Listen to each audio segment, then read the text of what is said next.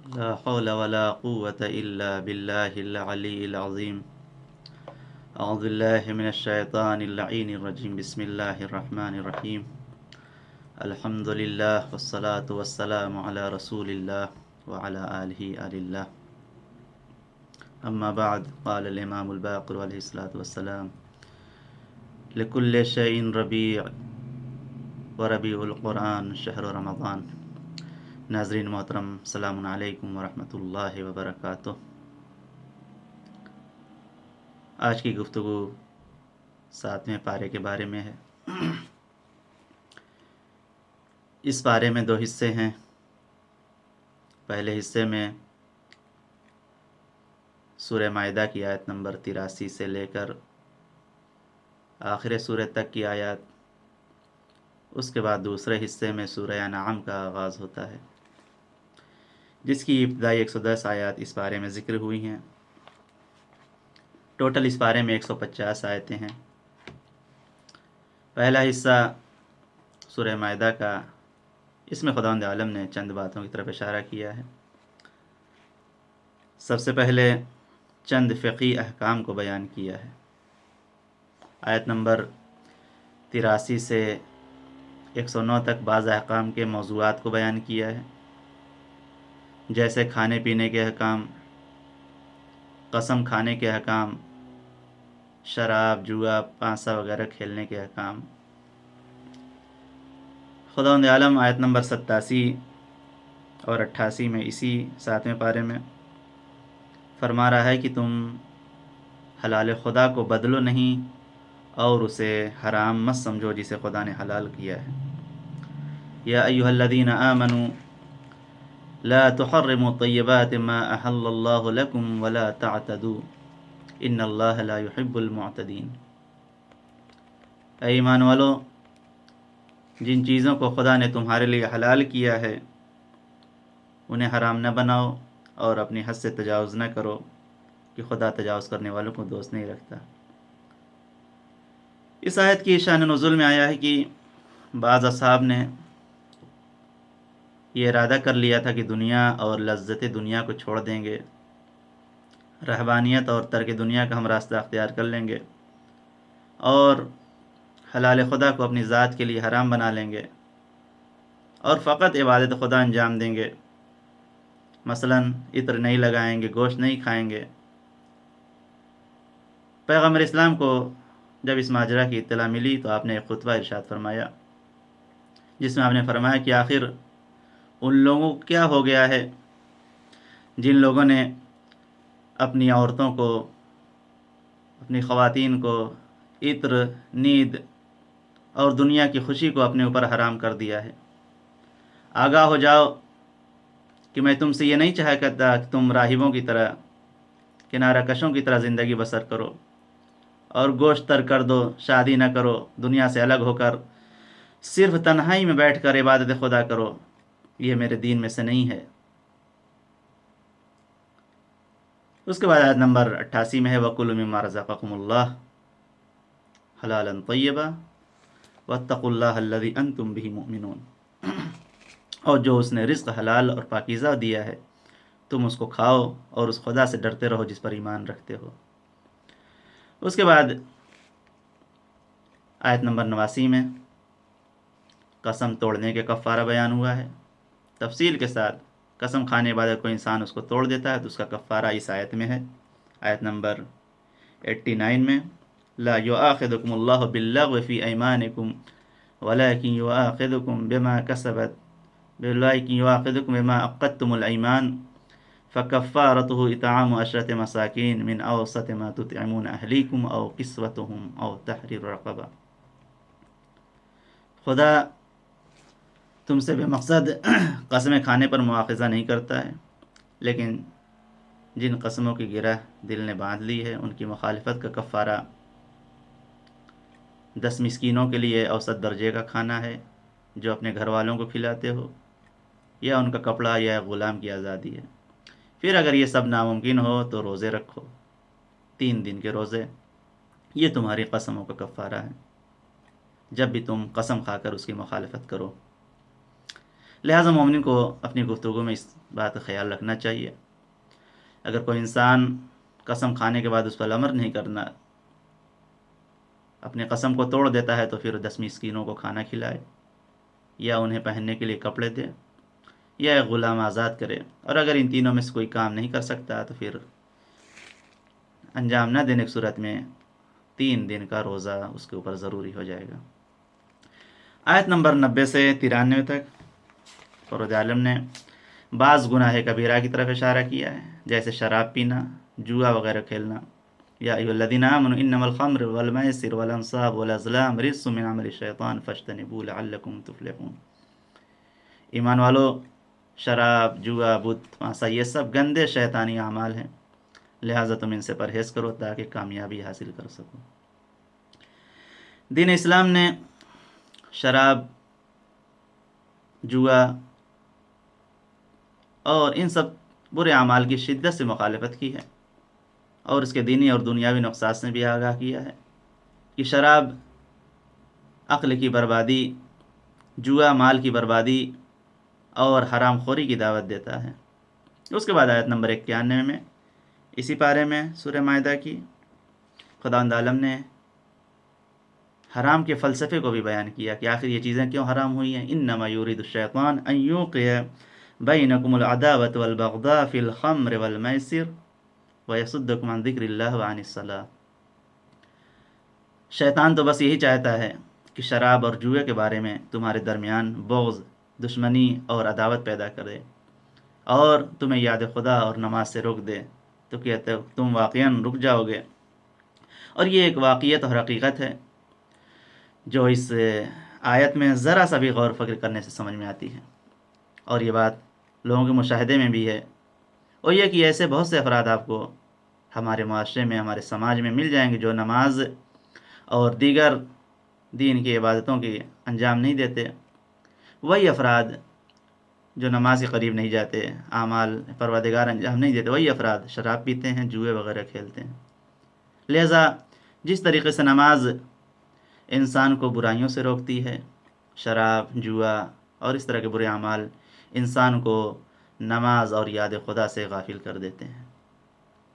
ہمارے 8ویں امام کی ایک حدیث ہے جس میں آپ نے فرمایا کہ ما بعث اللہ نبی قط الا بتحریم الخمر۔ جب بھی کوئی نبی آیا اس سرزمین پر تو اس نے شراب کی حرمت کا اعلان کیا۔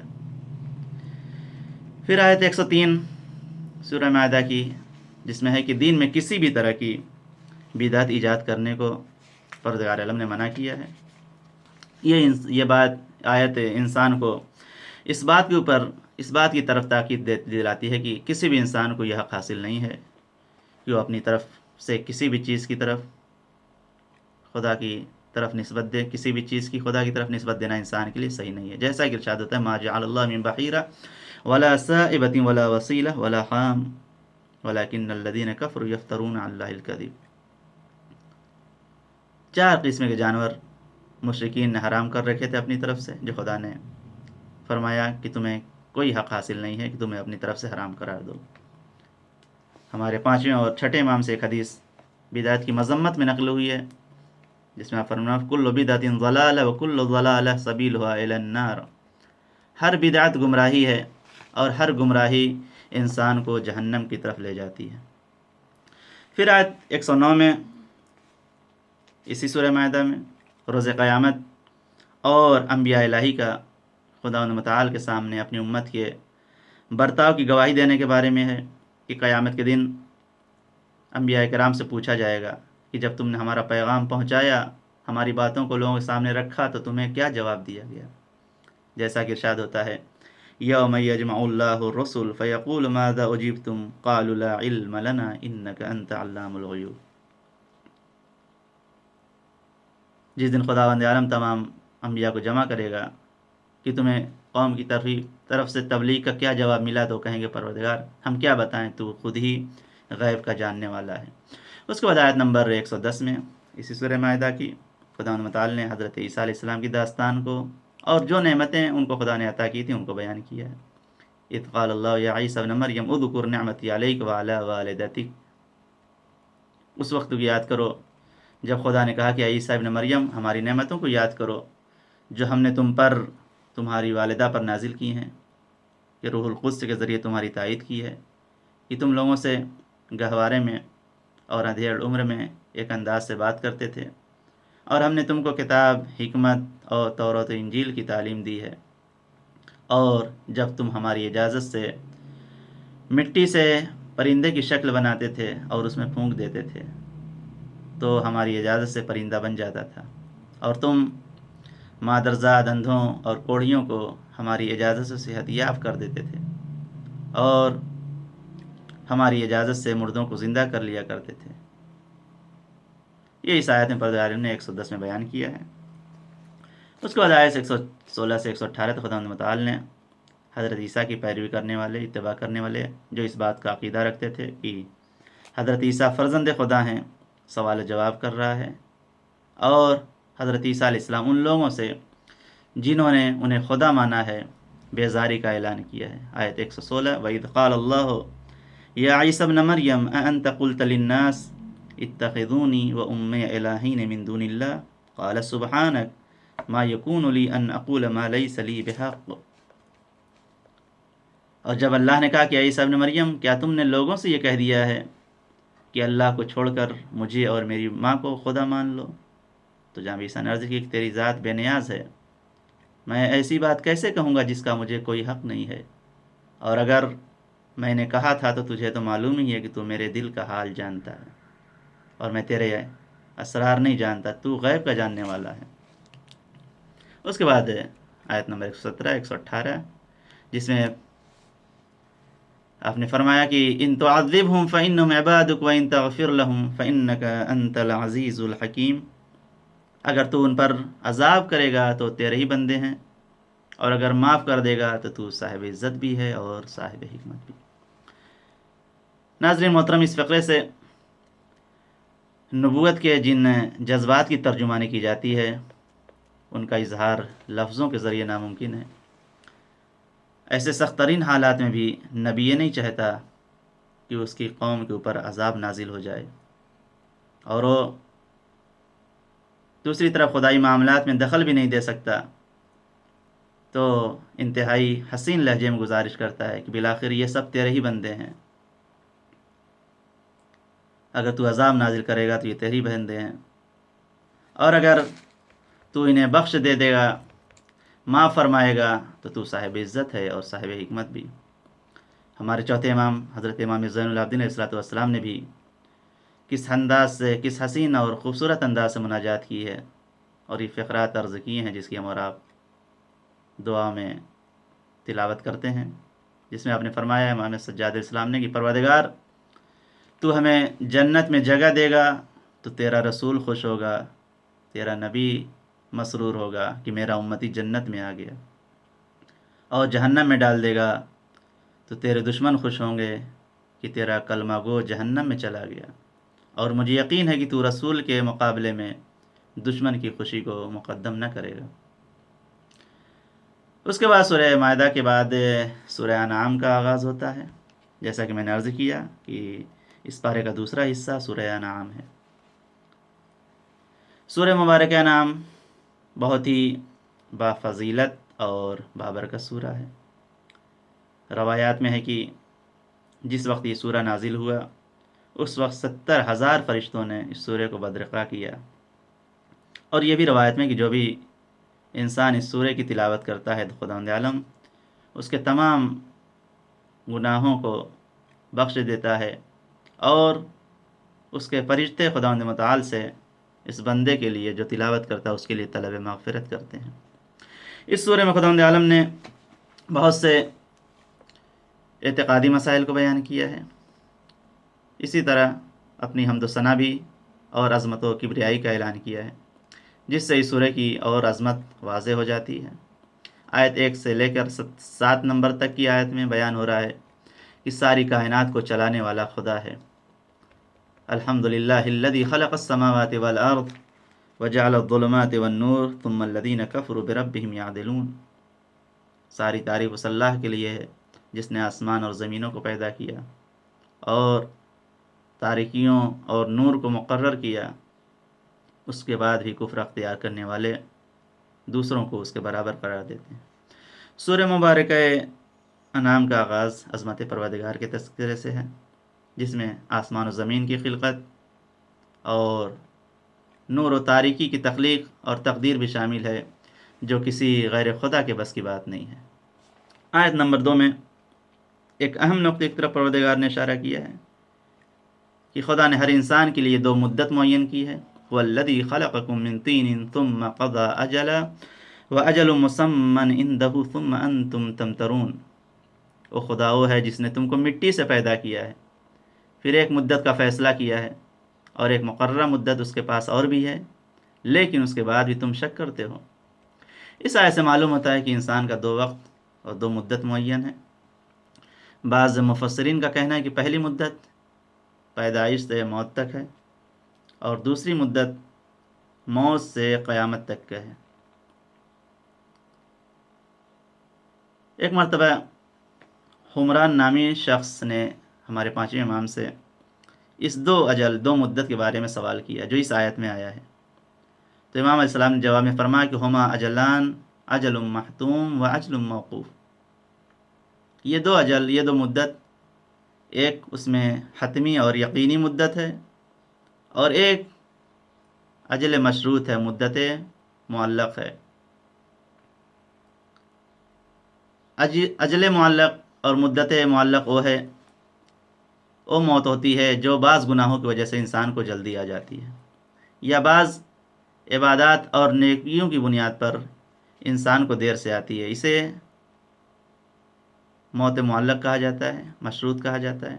متعدد روایت میں آیا کہ اگر کوئی انسان صلہ رحم کرتا ہے تو صلہ رحم کرنے کی وجہ سے انسان کی عمر میں 30 سال اضافہ ہو جاتا ہے، لیکن اگر کوئی انسان اس کے برخلاف صلہ رحم کو ترک کر دیتا ہے، اپنے اقربا کا، اپنے عزیزوں کا خیال نہیں رکھتا، تو انسان کی 30 سال عمر گھٹ جاتی ہے، جس سے پتہ چلتا ہے کہ 2 طریقے سے انسان کو موت ہے، ایک حتمی موت، ایک ہے موت مشروط۔ آیت نمبر 19 میں پھر خداوند عالم نے قرآن کریم کی چند خصوصیات کی طرف اشارہ کیا ہے کہ وہ ساری دنیا کے لیے ہے اور ہر زمانے کے لوگوں کے لیے قرآن مجید ہے۔ کیوں؟ اس لیے قرآن مجید ابدی تعلیمات کا مجموعہ ہے اور اس کے احکام کا تعلق ایک دور، ایک ملک یا ایک قوم سے نہیں ہے، جیسا کہ ارشاد ہوتا ہے وَأُوحِيَ إِلَيَّ هَذَا الْقُرْآنُ لِأُنذِرَكُم بِهِ وَمَن بَلَغَ، اور میری طرف اس قرآن کی وحی کی گئی ہے کہ تاکہ اس کے ذریعے میں تمہیں اور جہاں تک پیغام پہنچے سب کو ڈراؤں۔ لہٰذا یہ علامت ہے کہ قرآن کریم کسی ایک دور کے لیے نہیں ہے اور نہ رسالت پیغمبر اعظم کسی ایک زمانے یا علاقے تک محدود ہے۔ ہمارے 8ویں امام حضرت علی بن موسیٰ رضا علیہ السلام اپنے والد گرامی امام موسیٰ کاظم علیہ السلام سے نقل کرتے ہیں کہ آپ نے فرمایا، جب ایک شخص نے 6 امام سے سوال کیا کہ قرآن کریم جتنا زیادہ پڑھا جاتا ہے، جتنا زیادہ نشر ہوتا ہے، اتنا ہی زیادہ تر و تازہ ہوتا ہے، آخر کیا وجہ ہے؟ امام نے فرمایا جواب میں کہ کیونکہ خداوند عالم نے اس قرآن کریم کو کسی خاص زمانے یا کسی خاص گروہ کے لیے نہیں بھیجا ہے، یہی وجہ ہے کہ وہ ہر زمانے میں نیا ہے اور ہر قوم کے پاس تر و تازہ ہے اور ایسا قیامت تک رہے گا۔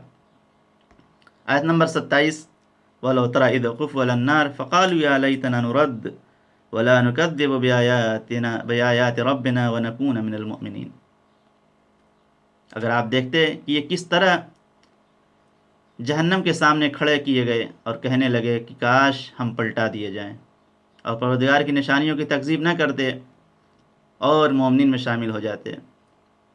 یہ ایک حقیقت کی طرف اعلان ہے کہ اس دن تمام جہنمی یہ آرزو کریں گے اور یہ خواہش کریں گے کاش انہیں دوبارہ دنیا میں پلٹا دیا جائے تاکہ وہ اللہ کی، اپنے رب کی آیتوں کو نہ جھٹلائیں، اس کے اوپر ایمان لائیں اور در حقیقت ایمان والے بن جائیں، لیکن اس وقت ان کو افسوس کرنے کا کوئی فائدہ نہیں ہوگا۔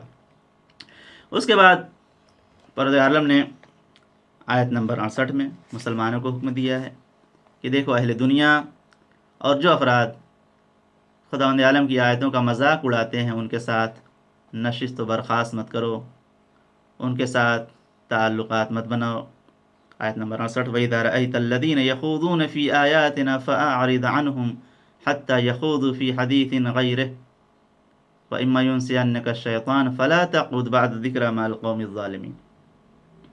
اور جب تم دیکھو گے کہ لوگ ہماری نشانیوں کے بارے میں بے ربط بحث کر رہے ہیں تو ان سے الگ ہو جاؤ، کنارہ کش ہو جاؤ، یہاں تک کہ وہ دوسری بات میں مصروف ہو جائیں۔ اور اگر شیطان غافل کر دے تو یاد آنے کے بعد پھر ظالموں کے ساتھ نہ بیٹھنا۔ صاحبان ایمان کے لیے یہ ایک بہترین نسخہ ہدایت ہے کہ دشمنان دین کی محفلوں سے دوری اختیار کریں، ان میں شرکت نہ کریں، اور جس وقت وہ دین اور دیانت کے خلاف باتیں کر رہے ہوں تو ان کی بزم میں نہ جائیں، نہ بیٹھیں، اور اگر بے خیالی میں بیٹھ بھی گئے تو فوراً اٹھ جائیں اور اپنے بائیکاٹ سے اپنی بیزاری کا اعلان کریں، اور جب تک کوئی دوسری معقول اچھی گفتگو شروع نہ ہو جائے ان کی محفلوں میں بیٹھنے کا ارادہ بھی نہ کریں۔ ہمارے چھٹے امام حضرت امام جعفر صادق علیہ السلام فرماتے ہیں، ایک بہترین حدیث ہے جس میں آپ نے فرمایا، اور ایک اخلاقی نقطہ بھی پایا جاتا ہے کہ دیکھو 3 محفلیں، امام نے فرمایا کہ دیکھو 3 محفلیں یعنی 3 مقامات ایسے ہیں جنہیں خداوند عالم ناپسند کرتا ہے، اور ایسی جگہ بیٹھنے والے پر اپنے عذاب کو بھیجتا ہے، لہٰذا تم لوگ ایسے لوگوں کے ساتھ مت بیٹھو۔ امام فرمایا کہ سب سے پہلی جگہ جسے خداوند عالم ناپسند کرتا ہے اور اپنے عذاب کو بھیجتا ہے، سب سے پہلی وہ جگہ ہے جہاں پر کوئی ایسا شخص ہو جو غلط فتویٰ دے رہا ہو۔ دوسرے ایسی بزم، ایسا مقام، ایسی محفل کہ جہاں پر ہمارے دشمنوں کا تذکرہ ہوتا ہو لیکن ہم اہل بیت کا ذکر نہ کیا جاتا ہو۔ تیسری جگہ جہاں امام نے بیٹھنے سے منع فرمایا وہ یہ کہ ایسی بزم، ایسی محفل کہ جہاں پر کوئی ایسا انسان ہو کہ جو لوگوں کو ہماری پیروی اور اتباع کرنے سے روکتا ہو اور تم جانتے ہو، لہٰذا تم 3 ایسے مقامات پر نہ بیٹھو۔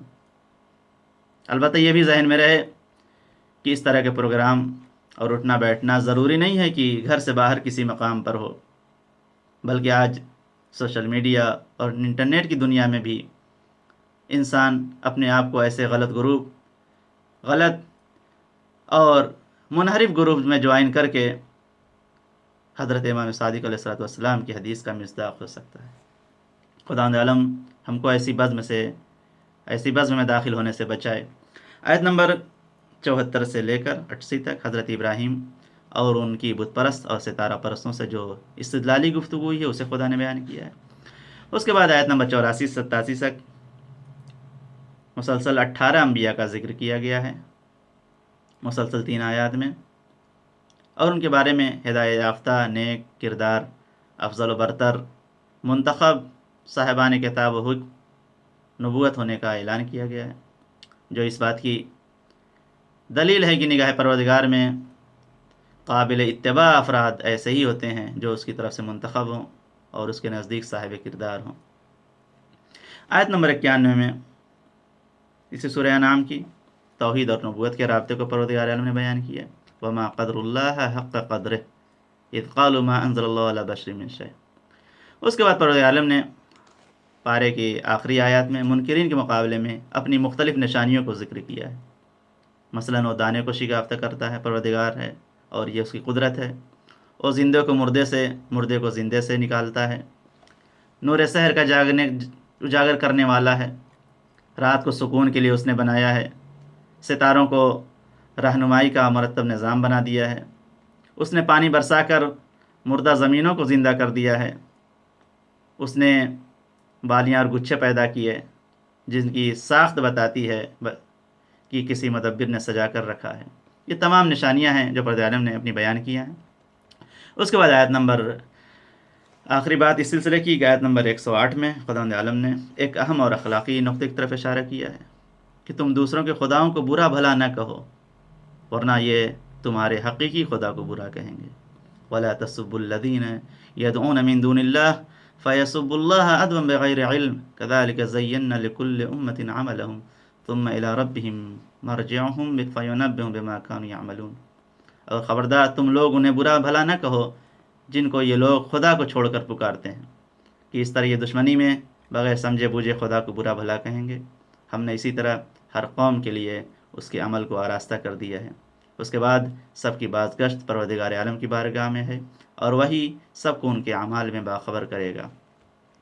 عزیزو، یہ وہ باتیں تھیں جو خداوند عالم نے 7ویں پارے میں بیان فرمائی ہے۔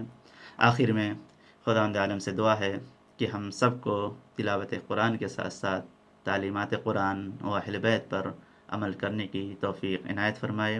وآخر دعوانا ان الحمد للہ رب العالمین، والسلام علیکم ورحمۃ اللہ وبرکاتہ۔